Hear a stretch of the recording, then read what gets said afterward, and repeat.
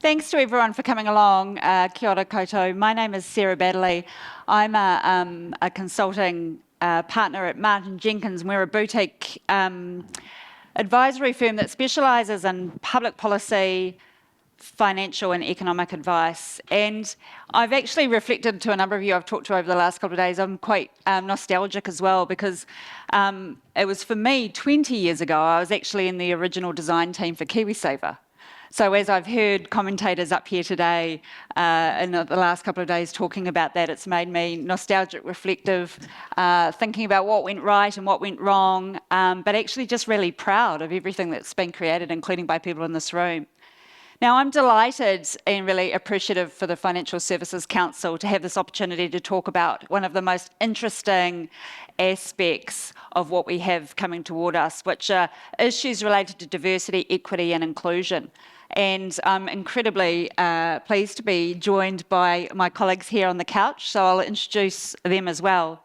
So first I'll start with Jayshree Das.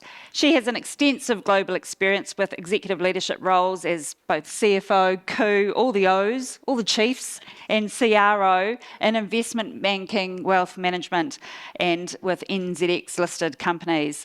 In addition to her current directorship, she has held governance roles, including chairing various committees across Asia Pacific, an independent chair of the NZX Conflicts Committee, and chair of the New Zealand Securities Industry Association. So ngā mihi nui for being here. Nice to meet you, Jayshree. Meng Foon, familiar face to many, former Race Relations Commissioner from 2019 to 2023, and he was really, through that period, responsible for a very strong discussion across the country around positive race relations. He was appointed Commissioner after 24 years at the Gisborne District Council, where he was also Mayor and held council-elected positions for some years. He's also one of the handful of people of Chinese descent to have become a mayor, is fluent in English, Cantonese and Te Reo Māori as well. So ngā mihi nui to you too, Meng, for being here. And finally, Juliet Tainui-Hernandez. As a professional director and advisor with 25 years experience across financial services, law, central banking and Māori economic development. She's held executive roles with the Reserve Bank of New Zealand, Norton Rose Fulbright, Ngāi Tahu Holdings, ASB Bank and Whai Fund and other corporate entities both in Aotearoa, New Zealand and internationally. So as you can see, we've got a highly credible, experienced group to discuss these issues. Now, when David and FSC approached me, with the help actually of Tracy and Prue, who I'd like to acknowledge, they asked me to just begin our session with a quick trot through of some demographic issues. So just indulge me for a moment, and I'm just going to trot through some facts and figures. And it's actually putting some data to a lot of the themes we've heard over the last couple of days. And for me, as an economist who works in these areas, I'm often asked, is demography our destiny? And this saying came from a well-known French sociologist, Auguste Comte, who actually did say that to a degree, demographic settings do create destiny. But for me, I think that actually demography plays a critical role in terms of shaping the structural factors that economies and societies need to deal with. But there are lots of ways we can assist, we can navigate and work with a system, both economic, financial, social systems to control and manage our destiny. So demography, I don't think, is our destiny, but it's an incredibly useful frame. So the first is it our destiny? Who will pay for my retirement, which has been a little bit of the discussion that's been here today, and what I think we should be thinking about as leaders in the financial sector. So demography is not destiny, but it does need to inform public policy and individual decision making. And we certainly heard that in the last session when they were talking about the big financial choices that retirees are facing. It's a strategic issue and it really needs to be really positively and actively managed. But I tend towards the optimist side of economists who I think were described by Brad Olson today as either cynical or realists. So perhaps that's why I'm not practicing macro anymore like he is. When I think about who will pay for my retirement, it really goes into the structural factors impacting our demographic shifts. And we've heard a lot today, but here is the data. David Seymour, I think, talked about it yesterday, that said, you know, even back in 1990, we had about 6 people who were toward the older end of town for every person that was between 15 and 64, and that is just forecast to keep on decreasing. So this wedge of life expectancy versus that kind of productive economic demographic population that we need to really drive our economy and pay for our retirement is really what's focusing a lot of minds. And nobody's minds are more focused right now than the Treasury. They have highlighted that our capacity to respond to future shocks has really been eroded because of the historic shocks we've been facing. And I think this is one of the graphs that's most powerful, that talks about how our overall economic resilience is shaped by major seismic events. And for those that are in the insurance market, you know all about that. But I was actually comforted yesterday when I heard, and forgive me, I didn't catch their name, there's currently in town a global economic resilience and natural disaster expert saying we forget in New Zealand we're actually really good at natural disaster resilience. He, in his view, were best in class. But nonetheless, these shocks do really put us in a difficult fiscal situation. So Treasury's looked at that historic pattern of how we deal with shocks, and they're looking forward into the projection of the fiscal burden that will come from our health costs and our superannuation costs, and they have told their Minister of Finance that they are worried, and we saw that worry on her face yesterday.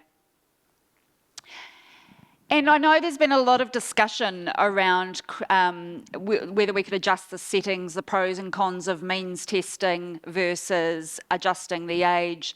And when you look at this curve, which might be a little bit hard for you to see, you see that even with some of the big adjustments to increasing the age over 4 years, which was the government's National Party's pre-election promise, it doesn't materially, it shifts the dial and it heads in the right direction, but it's still going up. So to the point that was made by Patrick Nolan, who really is an expert on these things from the Retirement Commission, it's going to need to have a full court press of all of the policy levers and instruments that we have available to us to make sure that any kind of comfortable retirement is affordable, given the pressures that are coming on both our health spending and also superannuation costs. So this young woman, whom is a stock photo, but I think is symbolic of who will pay for my retirement, is the future.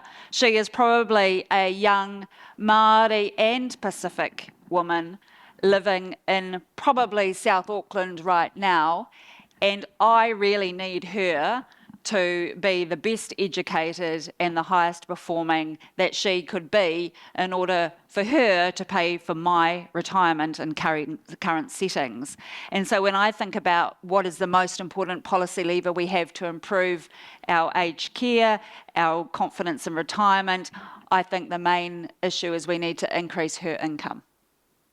And that's something that we'll talk amongst the panel about. So Māori and Pacific populations have a much younger age structure than European or other populations, and they really are doing, in particular with our migrant communities, the heavy lifting on the birth rate in this country. And here you'll see that changing demographic pattern that's happened over time, and I would like to acknowledge the limitations of this data set that began collection in 1840, which is when something else happened in New Zealand. So what you can see here is just that increasing ethnic diversity. Ethnic intermarriage is going to be a really fascinating feature of our future demographic patterns, and companies must realise that in order to successfully harness that more youthful and demographic population that really is at the heart of our future economic prosperity, they need to be really good at it. Migration, then, I've said, is also helping us along. Immigrants, by and large, have larger families, but we also aren't that great at enabling them to come into our economy and operate at the top of their skill level. On average, it takes about 5 to 15 years for the average migrant to meet their full economic potential, and that includes things like having qualifications that are recognised and being able to be on high-income jobs that recognise those qualifications, but also, as we know from the data that's been undertaken on ethnic pay gaps, it also takes them a while, if ever, to catch up with what they're being paid. We're also pretty average at forecasting immigration numbers.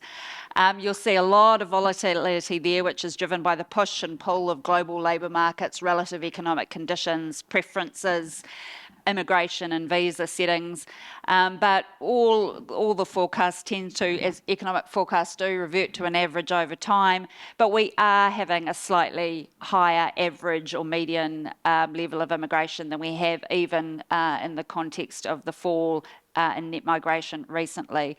And this really does have a big impact, particularly in regions. So thinking about the way different regions, composition of their populations, the infamous Shimmerbill comment about ghost towns or zombie towns, I can never remember which one it was. He wasn't very popular at the time, so he makes a joke about it now.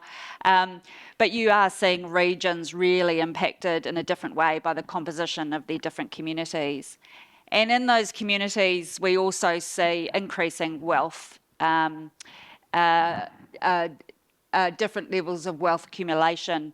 And this wealth gap goes to the issues of social cohesion, the have and the have-nots. Social mobility is becoming less prevalent in New Zealand, and it really does start to have an impact on things like retirement savings, inheritance, and how that can have an intergenerational effect. So what we should be thinking about in the financial sector. The financial services workforce has had some really good work done by Ringahora, which is the Workforce Development Council, and you can see here that you're meeting your targets in terms of participation of wahine or women. I'm not sure if the same could be said for the income gap of women in the sector, but there's a lot of excellent work that's going on, and I know you heard about that in, this morning.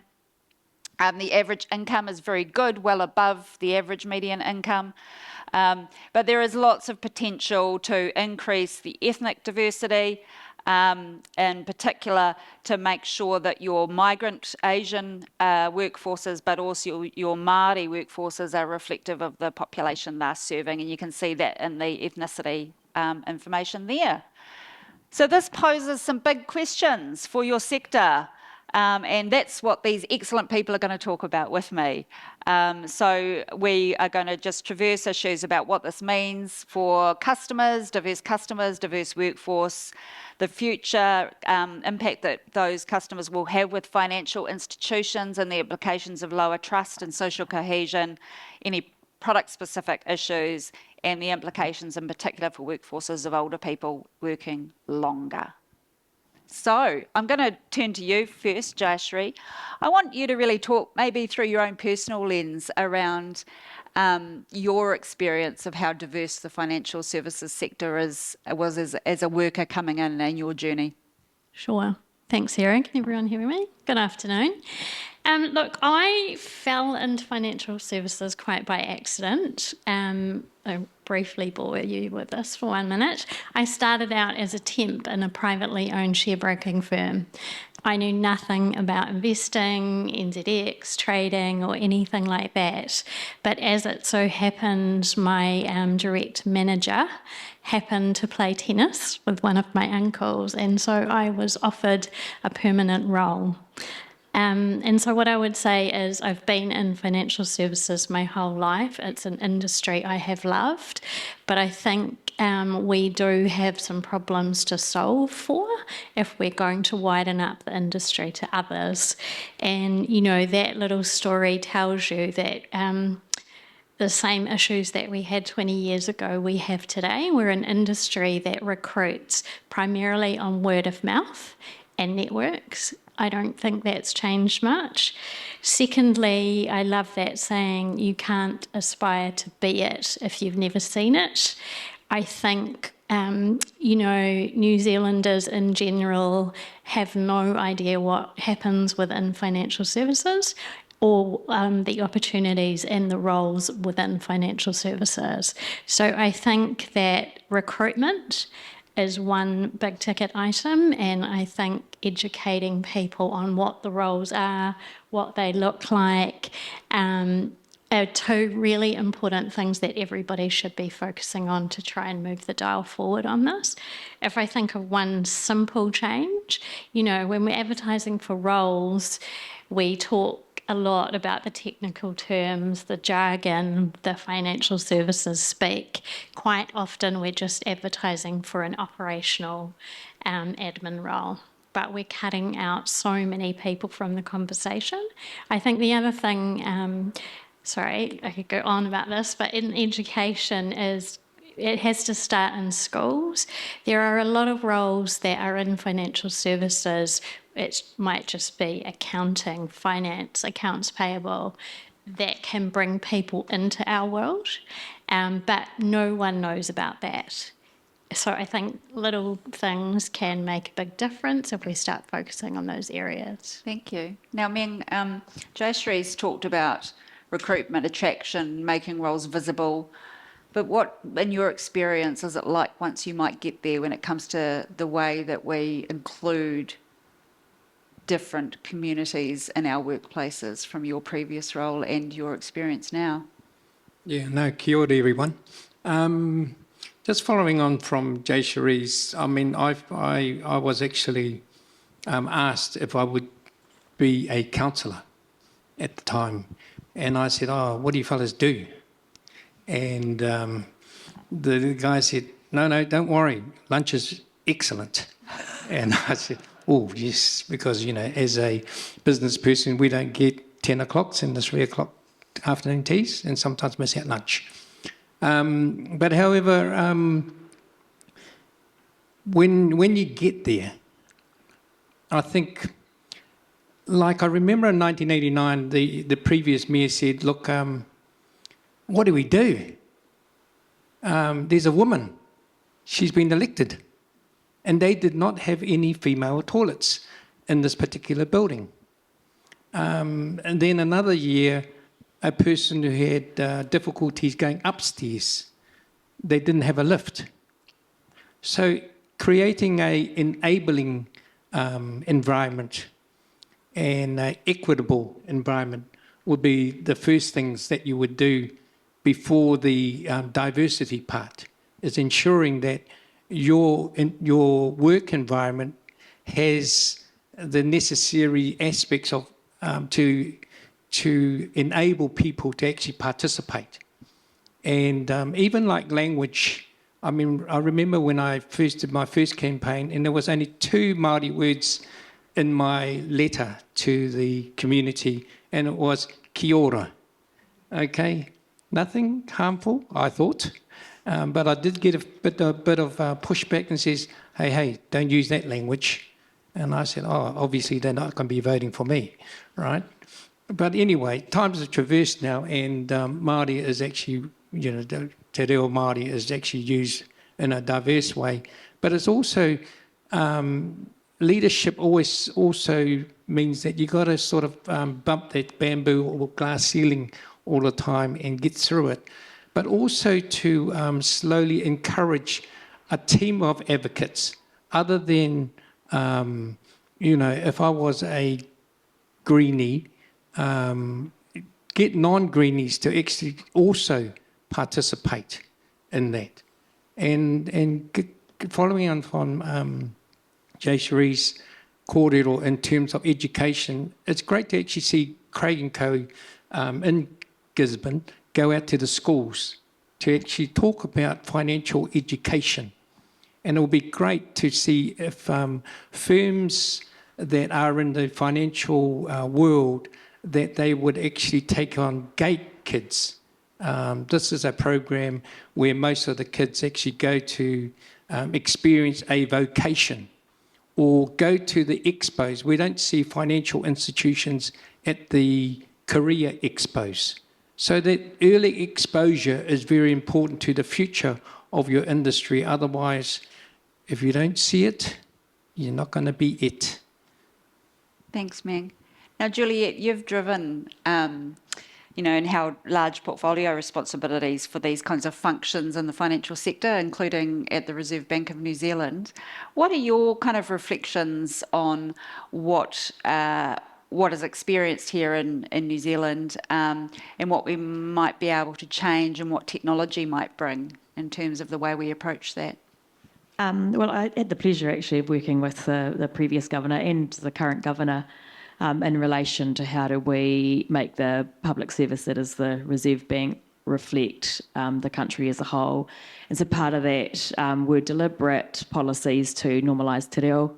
And getting different people across the bank engaged in that, so not just relying on the Māori staff, because actually there weren't very many of us, but looking at how do we get people building their capability and confidence so that they would feel comfortable also supporting the way we were going. So some examples of this, the IT team translating the financial stability statistics that come in with data from all the banks, so that you could toggle between te reo Māori and English.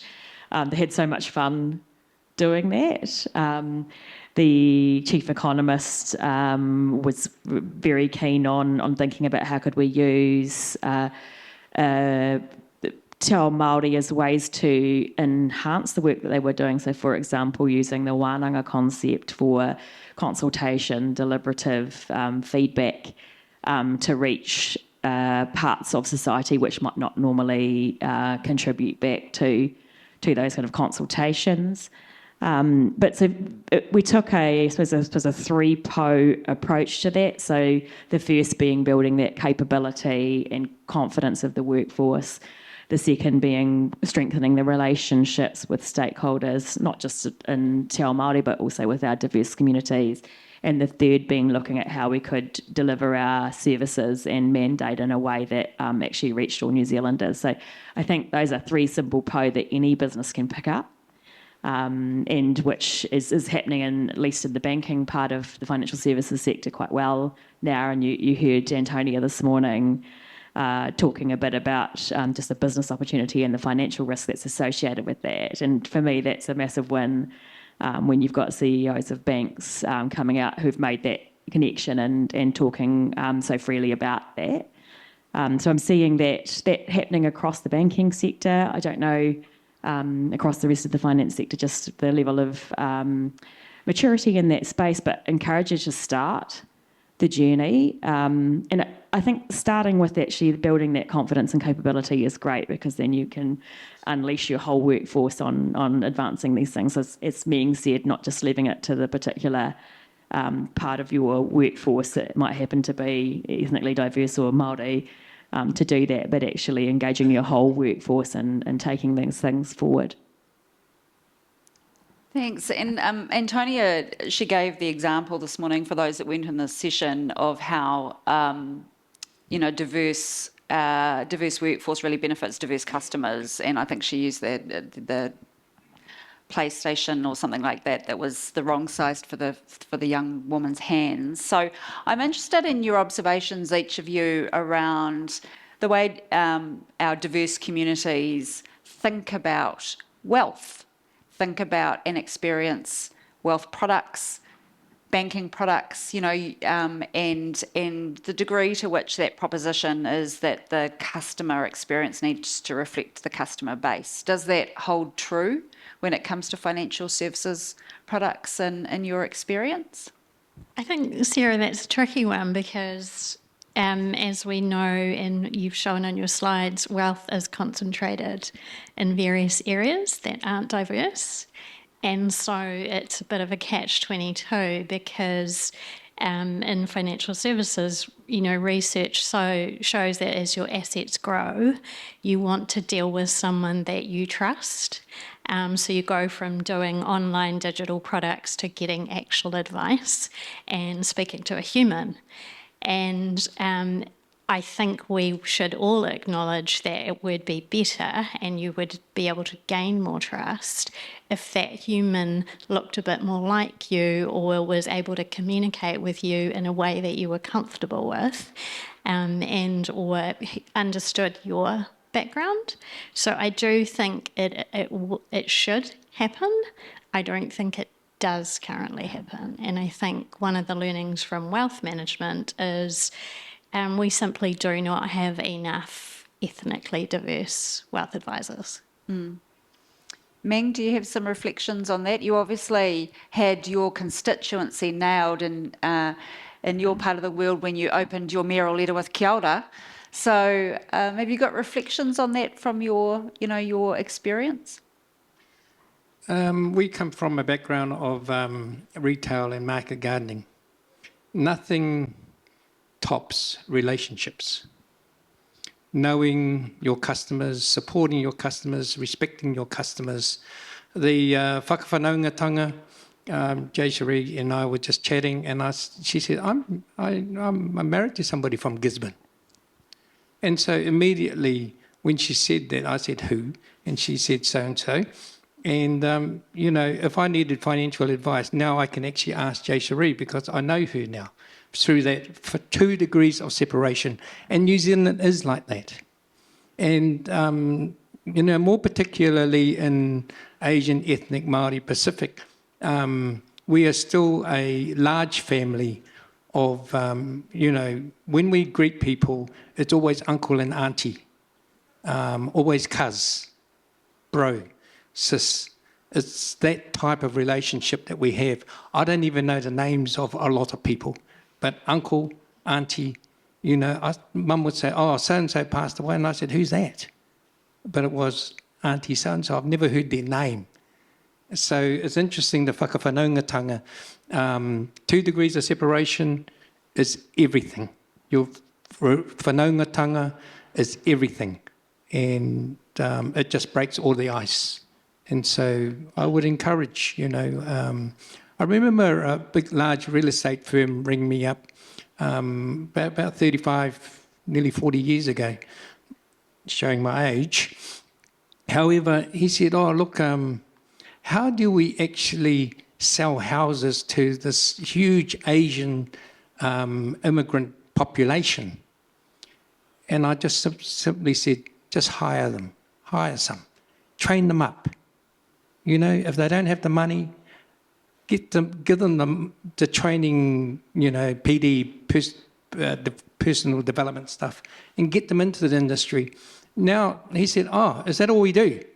I said, that's all you need to do, because they speak the language of all the different immigrants that are coming into New Zealand, and it's really about who you know, who you can trust, and it's that whanaungatanga.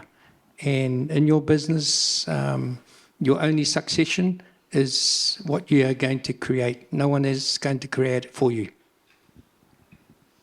And Juliet, you and I had a conversation yesterday, and I said I was going to say to you, well, do people really need information that reflects back to them and advice, or can AI sort that for us? So have you thought about that overnight, and have you got a good answer for me?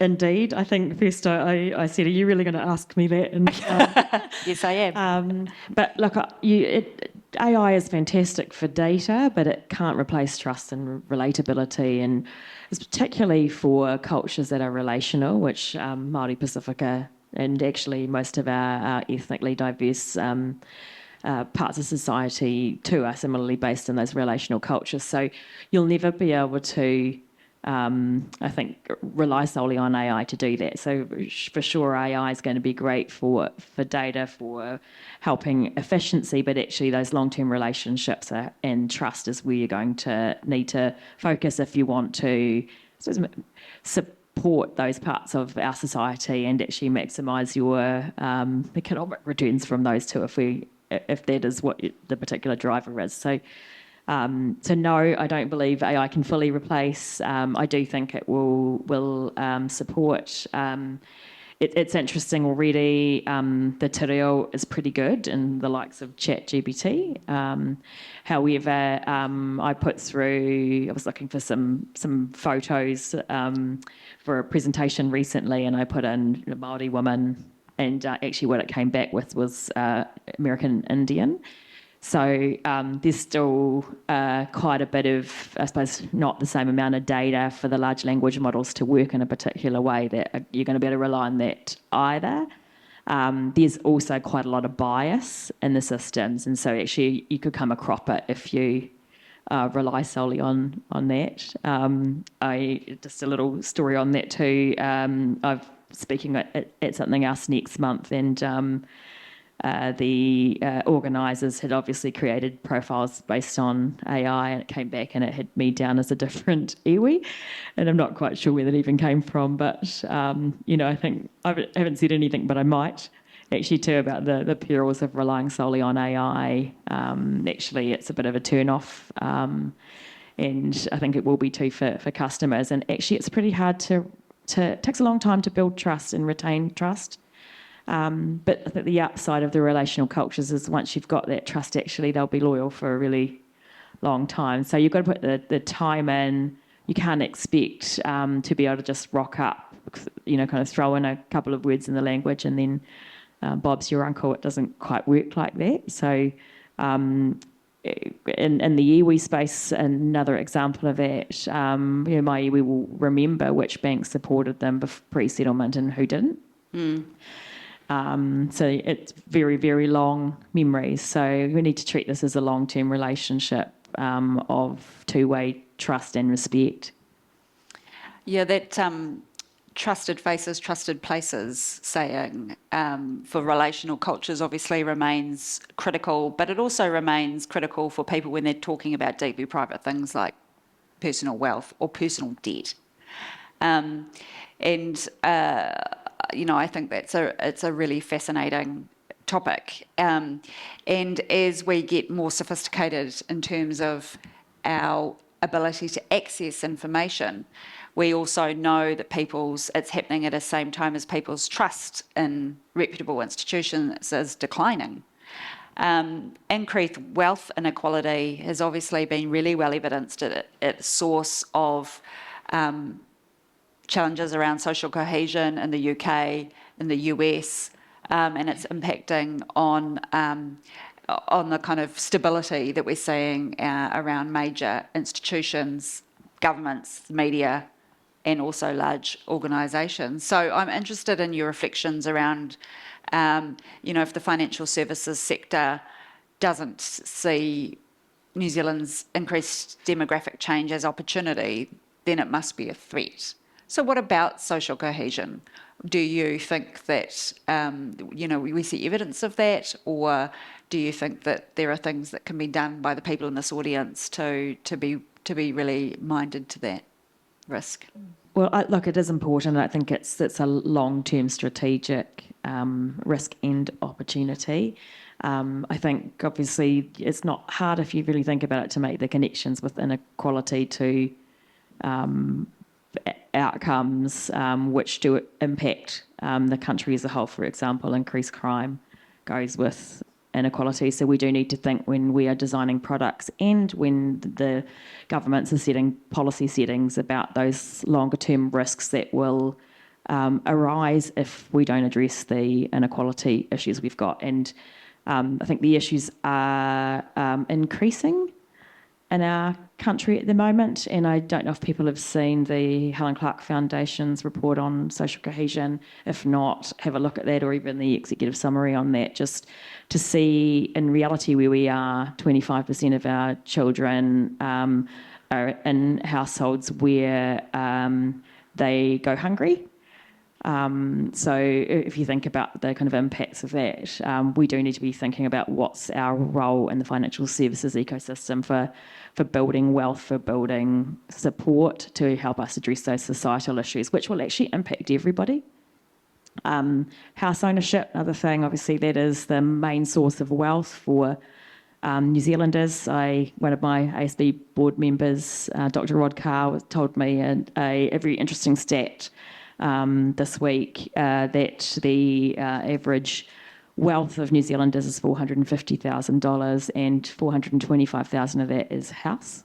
25,000 of that is everything else, KiwiSaver, term deposits, etc. So you can see I think the scale of the issue we've got and why we need to think about this from a really big, holistic viewpoint, policy settings that actually think about both the short-term and the long-term impacts.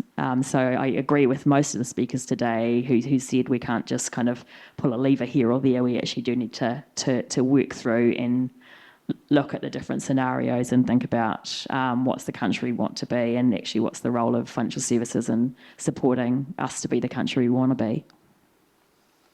Do either of you have a perspective on that, Meng? Yeah, I think, supporting Julie's kōrero is actually to ensure that the basics are done well. The people that aren't well off, they are actually looked after somehow. And I was just chatting with the team. I said, I can see one day that there will be a universal wage. Given the predictions of humanoids and AI, chat, sort of maybe displacing jobs, what's going to happen? Because if too many people lose their jobs and are unable to actually make a living, there's going to be social unrest. And that social unrest, you might be well off, but it does actually rock the whole system of politics, trust in Aotearoa. At the present time, as far as immigrants are concerned, and most New Zealanders, we're very trusted throughout the world. I mean, I do driving instruction, and I said, how did you get your license? They said, my father got it for us. And I said, that's interesting, So their father could actually go down the road and pay for it and bring back a license. And yet they don't drive in New Zealand, and they have to get their license soon. And, and I said, look, we are honest and trustworthy in New Zealand.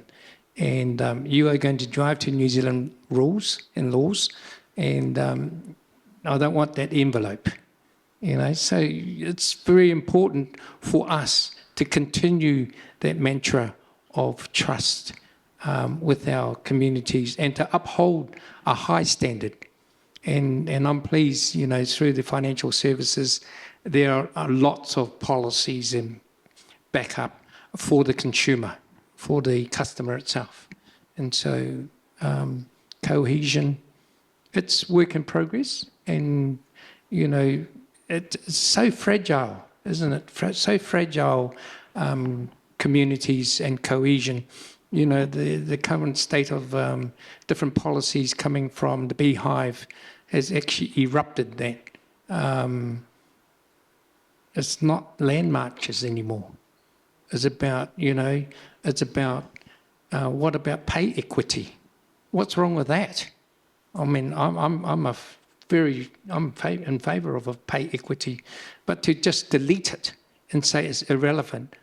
On a whole, generally females actually receive less, and that means when they, when their KiwiSaver is matured, it's quite a large percentage less than their male counterparts. So, male colleagues, you get out there and fight for this pay equity as well. I'll actually pick that up, and I'm sure that Patrick won't mind if I do, given he mentioned it myself, but we've just concluded a piece of work. I'm not sure if media are in the room. It's going to be released next week around women and the gendered experience of KiwiSaver. And we do find, obviously, that men's KiwiSaver balance is on average 25% higher than women's, that the motherhood penalty has been kind of quantified at $113,000 worth of career earnings loss, which is almost the same as the difference in that KiwiSaver balance. But there was some richer information that we found through our work, including the income drop that women experience after separation, which is 29% income drop, whereas men's increases by 15%. We also brought through some previous work that the Retirement Commission had done that relationship separation often isn't including KiwiSaver balances as well. The sandwiching or caring impacts on women where they've got young children because they've had children later, because they've not been able to afford a house until later, and then their parents are older all at once. Is also having an impact. So you can see in the analysis frame we've used has been life course, that through the course of a woman's lived experience, they end up with a far less comfortable retirement position than men do. And for our ethnic women, it's even worse because of the income differences that they experience, even when they have the same work. Just to add to that, I think actually understanding the data of the impact on your workforce and actually understanding the data of your customers too is the place to start. So if you're looking at actually just even understanding where your challenges might be before you decide what's the best way to address those, starting with the data. And not just on gender, also overlaying the ethnicity on the top of that will help you to know where to put your efforts and where to spend your money to get the best bang for buck to start to address some of those issues. I think Champions for Change, part of that is measuring both gender and ethnic pay gaps. I think if we could see that rolled out elsewhere, that'd be awesome. And in terms of the motherhood penalty and KiwiSaver, actually understand that you can make a policy decision as an organisation to continue to pay the employer contributions through the maternity leave. One of the organisations I was working with was like, oh, I wonder what that would cost us. And then actually when they did the calculations, realised it wasn't actually that much, and that was just something that could be quite easily changed for a really big impact. So encourage you, if you are leading those organisations, to think about those things that can be done, which actually in reality have a massive impact but don't cost too much. And if you are not leading it, encourage you to kind of, I think, pressure upwards on your leaders and your boards to look at what can be done. The boards I work with are all considering these types of issues, and it's been interesting because there's been a bit of a D&I backlash as a result of, I suppose some of the international things happening. Then all of my boards have had conversations about the importance of staying the course and actually what can we do that makes it clear that these things still matter. And not just because it's a good thing to do, but actually because it's the future of the workforce, it's the future of viability as a business too, because your customer base is changing. And if you're not doing it, your competitor by sure is. So, even though I sit on the board of ASB, I cheer when I hear Antonia, because I think, great, that's excellent, that's ANZ pushing ahead with this. That puts pressure to keep up across the sector as a whole. So I think ultimately those things are great. Representation is still quite an issue. It's miles lower than the working age population, which suggests that we need to do some different things. We can't just carry on as we have done. We need to think about what are those interventions we can do that are going to lift that, so that we're more deliberate about that. Yeah, it was great to see Antonia today, and well done for having a collaborative yet competitive approach to her statement, which was that it's basically just good business. That was very much her message. I suppose it's good business to really support diverse and inclusive work environments, and the data, which I shared earlier, supports that. And so we'll probably, I'm going to pose a question to you, which is with an eye on the time, and ask each of you to really think about what strategies, and it's actually the question I was going to ask and is also the question that has come from the floor, which is, what are the strategies that you think are most effective for attracting and retaining diverse workforces? What's the one thing that you think that people out in the audience could do tomorrow that would really supercharge that focus and ensure that they get the share of that increasing kind of diverse population that we've got coming?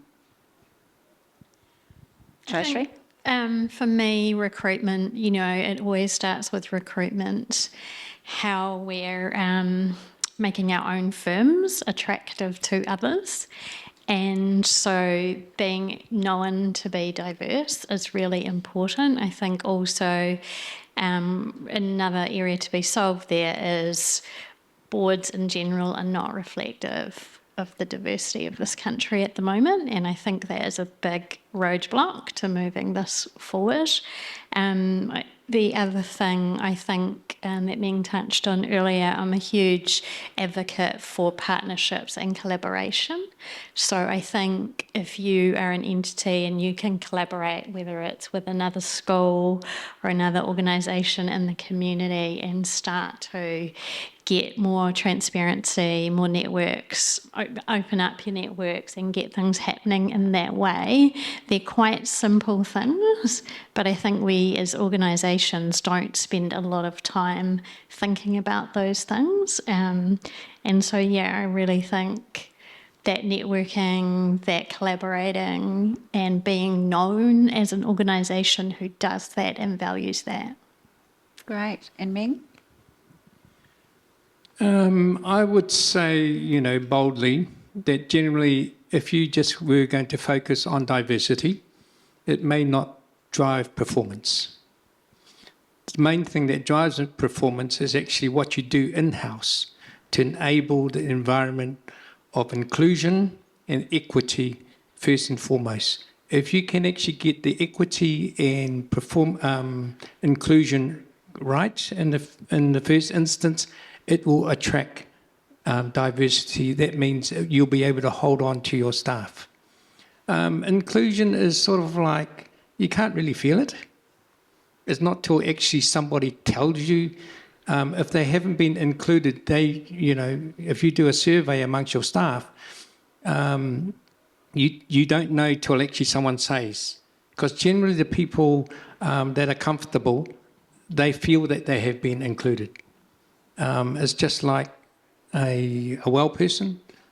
I don't stand up and say, my name's Meng and I'm well today, But if I stood up and I had a bandage on my knee or cast on my knee, I said, look, I've just had a bicycle accident and you'll know. And I would know more about my knee joints and how long is it going to take and how are they going to take this, their cast off. So if you want to improve your organisation, do that confidential survey, find out who the people are and let them drive. Let them be the leaders of inclusion and equity first, and then diversity will follow and you will retain your workforce, because it's not cheap to replace people. You train them up, but if the background, the culture is not right, they will leave to a better organisation and you'll have to do it again. So there must be something systemically wrong, incorrect in your organisation. I can't help being in the trade that I'm in, Meng, to just love that you said measure. It goes to the point that Juliet made earlier about data, right? So you'll see the churn rate, you'll see the areas where people are leaving, the turnover, and then eventually you might see a loss in market share. But Juliet, your one piece of advice, I like how all of you have given about 5 pieces of advice when I very clearly said I can't one give you one, piece. sorry. You can't do one either. Well, give it a red hot go. Okay. And we've got a little bit of time for a question from the floor if anyone's got one. So data, definitely double down on that, both quantitative and qualitative. And that's data on your workforce, your customers, your pay, the savings. That I think, and nothing like asking your diverse workforce actually just what their experience really is, and doing that in a safe way, suggest independent review of that. It can be illuminating. Just a quick anecdote. I had a chunk of time working in the UK. I was there when the murder of George Floyd happened in America.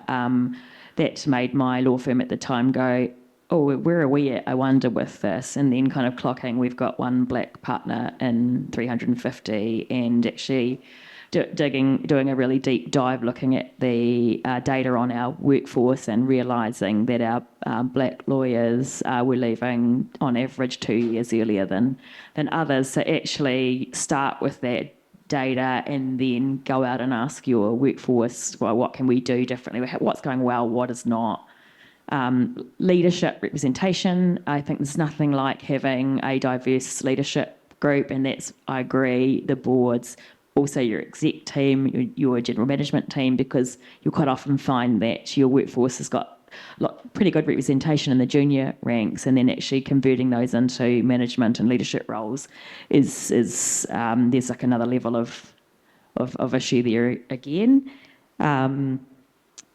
And I think maybe the last bit, sorry, I know this is not one, but celebration actually of the diversity of your workforce, that is an easy way that you can start now. Celebrate the various cultural events and parts of the calendar, which is like a really fun way to normalise that there are different cultures in our country that everyone can really get behind and enjoy. So that was a really fun thing we did in my time at the Reserve Bank too. Every month we had something different, whether it was Diwali or Matariki or whatever. And it's a really great way to both educate, make it fun, and just normalise different cultures and get those kind of dialogues going to break down the fear and lack of understanding of other cultures in your workforce. Great. So ngā mihi nui kia koutou katoa. Thank you to you all. And I've got no more questions, and we are 2 seconds off the clock. So thank you very much. Just join me in a round of applause for our panellists.